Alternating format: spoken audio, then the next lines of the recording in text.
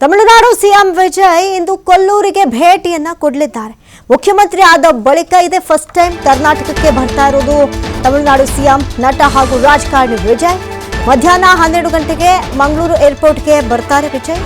ಆ ಬಳಿಕ ರಸ್ತೆ ಮಾರ್ಗವಾಗಿ ಕೊಲ್ಲೂರು ಮೂಕಾಂಬಿಕೆ ದೇವಸ್ಥಾನದತ್ತ ಹೋಗ್ತಾರೆ, ಭೇಟಿಯನ್ನ ಕೊಡ್ತಿದ್ದಾರೆ ದೇವಸ್ಥಾನಕ್ಕೆ. ಮಧ್ಯಾಹ್ನ 3 ಗಂಟೆಗೆ ದೇವಾಲಯದಲ್ಲಿ ವಿಶೇಷ ಪೂಜೆಯಲ್ಲಿ ಭಾಗಿಯಾಗ್ತಾ ಇರೋದಿಲ್ಲ ವಿಜಯ್.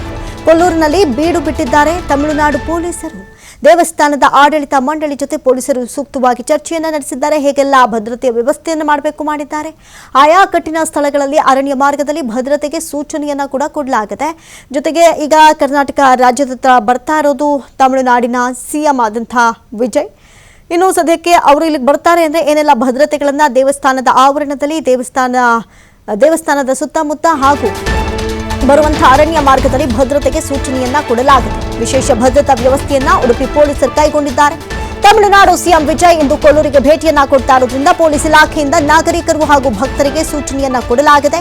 ವಿಜಯ್ ಸಂಚರಿಸುವ ಮಾರ್ಗ, ದೇವಸ್ಥಾನದ ಸುತ್ತ ಬಿಗಿ ಬಂದೋಬಸ್ತ್ ವ್ಯವಸ್ಥೆಯನ್ನ ಕಲ್ಪಿಸಲಾಗ್ತಾ ಇದೆ. ವಿಜಯ್ರ ಯಾವುದೇ ಸಾರ್ವಜನಿಕ ಭೇಟಿಯ ಕಾರ್ಯಕ್ರಮ ಇಲ್ಲಿರೋದಿಲ್ಲ.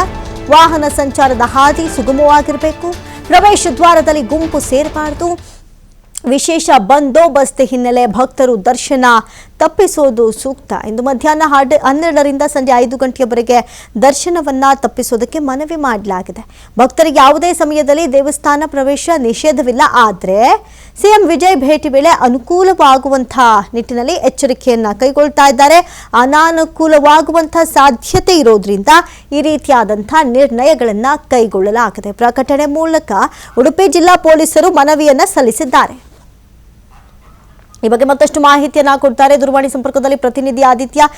ಆದಿತ್ಯ, ಇನ್ನು ಕರ್ನಾಟಕಕ್ಕೆ ಮೊದಲ ಬಾರಿ ಸಿಎಂ ಆದ ನಂತರ ವಿಜಯ್ ರಾಜ್ಯದತ್ತ ಬರ್ತಾ ಇರೋದು. ಇನ್ನು ಸಿಎಂ ವಿಜಯ್ ಅವರು ಬರ್ತಿದ್ದಾರೆ ಅಂದ್ರೆ ಸಾಕಷ್ಟು ಭದ್ರತೆಗಳ ಅವಶ್ಯಕತೆ ಇದೆ. ಯಾಕಂದ್ರೆ ಎಲ್ಲೆಡೆಯೂ ವಿಜಯ್ ಅವರ ಫ್ಯಾನ್ಸ್ಗಳಿದ್ದಾರೆ.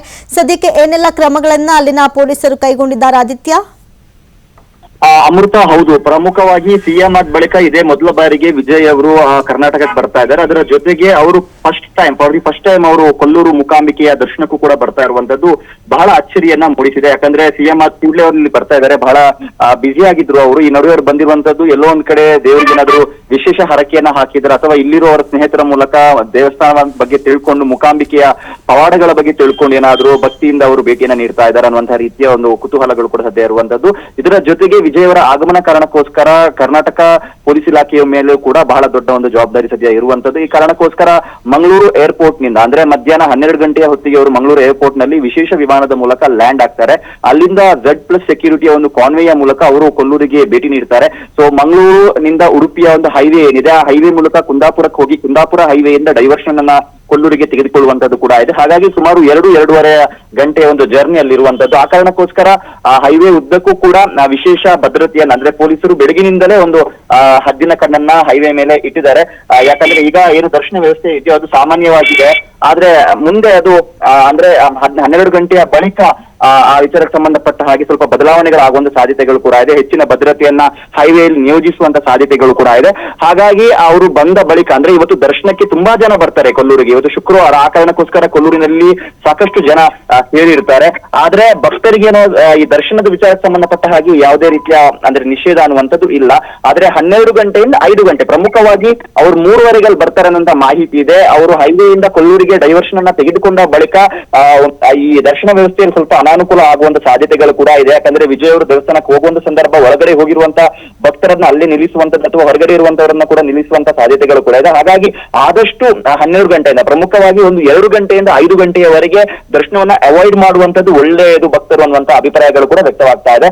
ಇನ್ನು ಕೊಲ್ಲೂರು ದೇವಸ್ಥಾನದಲ್ಲೇ ಈಗ ತಮಿಳುನಾಡು ಪೊಲೀಸರು ಕೂಡ ಸದ್ಯ ಬೀಡು ಬಿಟ್ಟಿದ್ದಾರೆ. ನಿನ್ನೆ ಅವರ ಆಗಮನ ಆಗಿದೆ. ಎಲ್ಲಾ ರೀತಿಯ ಪರಿಶೀಲನೆಗಳನ್ನ ಕೂಡ ಮಾಡ್ತಾ ಇದ್ದಾರೆ. ಮತ್ತು ವಿಜಯ್ ಕಾನ್ವೆ ಹೋಗುವಂತ ದಾರಿ ಏನಿದೆಯೋ ಇದು ಕೊಲ್ಲೂರು ಅನ್ನೋದು ಬಹಳ ಒಂದು ಅರಣ್ಯ ಪ್ರದೇಶ. ಸೊ ಈ ಅರಣ್ಯ ಪ್ರದೇಶದ ಒಳ ಮಾರ್ಗಗಳ ಬಗ್ಗೆಯೂ ಕೂಡ ತಮಿಳುನಾಡು ಪೊಲೀಸರು ಮಾಹಿತಿಯನ್ನ ಕಲೆ ಹಾಕಿದ್ದಾರೆ ಅನ್ನುವಂತ ಮಾಹಿತಿ ಕೂಡ ಇದೆ.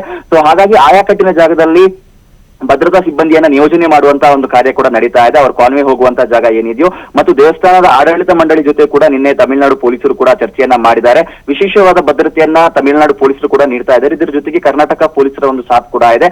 ಹಾಗಾಗಿ ವಿಜಯ್ ಅವರ ಇವತ್ತಿನ ಭೇಟಿ ಅನ್ನುವಂಥದ್ದು ಅವರಿಗೆ ಸಾಕಷ್ಟು ಅಭಿಮಾನಿಗಳು ಕೂಡ ಇರುವಂತದ್ದು. ಪ್ರಮುಖವಾಗಿ ಈ ಕೊಲ್ಲೂರು ದೇವಸ್ಥಾನಕ್ಕೆ ಕರ್ನಾಟಕ ಸೇರಿದಂತೆ ಕೇರಳ ಮತ್ತು ತಮಿಳುನಾಡು ಭಾಗದಿಂದಲೂ ಕೂಡ ಭಕ್ತರು ಬಹಳ ದೊಡ್ಡ ಪ್ರಮಾಣದಲ್ಲೇ ಬರ್ತಾರೆ. ಹಾಗಾಗಿ ಅವರ ಅಭಿಮಾನಿಗಳು ಕೂಡ ಅಲ್ಲಿ ಕಿಕ್ಕಿರಿದು ಸೇರುವಂತ ಸಾಧ್ಯತೆಗಳು ಇದೆ.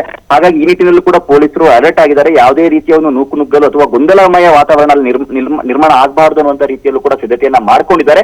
ಇದರ ಜೊತೆಗೆ ಇವತ್ತು ವಿಜಯ್ ಕೇವಲ ದೇವರ ದರ್ಶನಕ್ಕೆ ಮಾತ್ರ ಅವರ ಪ್ರಯಾಣವನ್ನ ಇವತ್ತು ಸೀಮಿತಗೊಳಿಸಿದ್ದಾರೆ. ಬೇರೆ ಯಾವುದೇ ರೀತಿಯ ಸಾರ್ವಜನಿಕ ಭೇಟಿ ಅಥವಾ ಯಾವುದೇ ರೀತಿಯ ಕಾರ್ಯಕ್ರಮಗಳಲ್ಲಿ ಅವರು ಭಾಗಿಯಾಗುವಂತ ವಿಚಾರಗಳು ಇಲ್ಲ. ನೇರವಾಗಿ ಕೊಲ್ಲೂರಿಗೆ ಹೋಗ್ತಾರೆ. ಅಲ್ಲಿಂದ ವಾಪಸ್ ವಿಶೇಷ ವಿಮಾನದ ಮೂಲಕ ಅವರು ವಾಪಸ್ ತಮಿಳುನಾಡಿಗೆ ಹೋಗುವಂತ ಒಂದು ವಿಚಾರ ಈಗ ಸದ್ಯ ಅವರ ಇವತ್ತಿನ ಪ್ರಯಾಣದ ವಿಚಾರದಲ್ಲಿ ಇರುವಂತದ್ದು. ಅಮೃತ, ಧನ್ಯವಾದ ಆದಿತ್ಯ ತಮ್ಮೆಲ್ಲ ಮಾಹಿತಿಗಾಗಿ.